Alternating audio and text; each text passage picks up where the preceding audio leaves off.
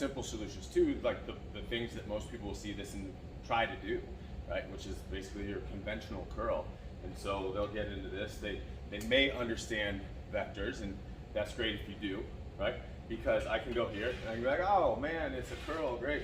And you'll see a lot of people do that, and you're turning it into a row, and you're turning it into a very ineffective exercise, right? And this by itself is a nice little pump and it feels pretty good, but then I can start to play with those angles, and maybe I can start to play with these angles as well. And I can get one curl and one row. I can emphasize that weaker side. I can go out to the sides here. I can go in and I can cross. And we can start to really vary the demand on the biceps.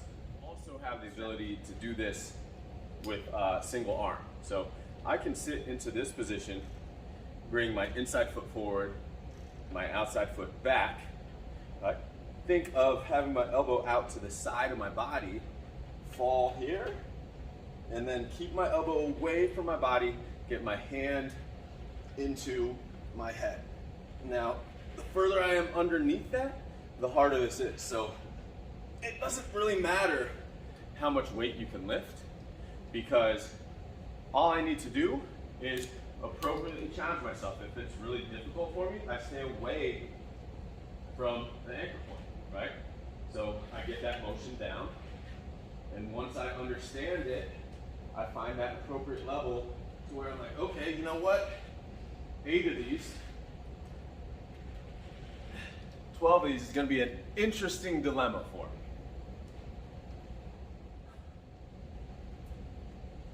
Also do an exercise where we overshorten these straps, right? And then we really get underneath the anchor point, and then I'm gonna basically pull my body to my hands. Right? I can't pull the straps further down, but I can pull my body up towards the straps. And if I do this correctly, again, I'm gonna get this just really sick range of motion curl. And I want to secondarily bring my body up, but primarily use that flexion of the elbow to get the rest of my body up.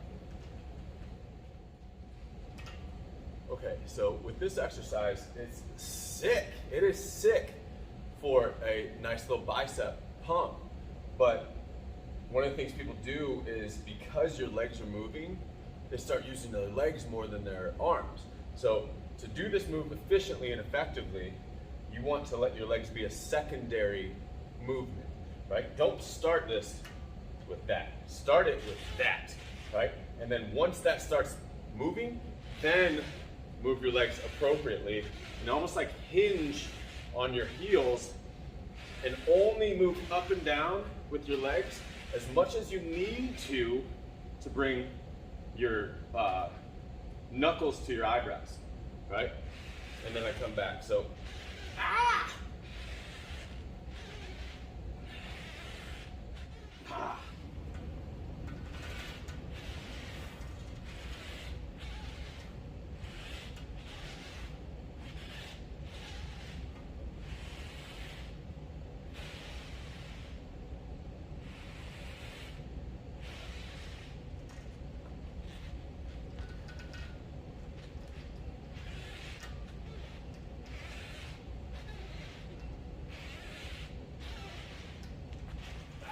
So you can try your hand at a couple of those different exercises with the straps.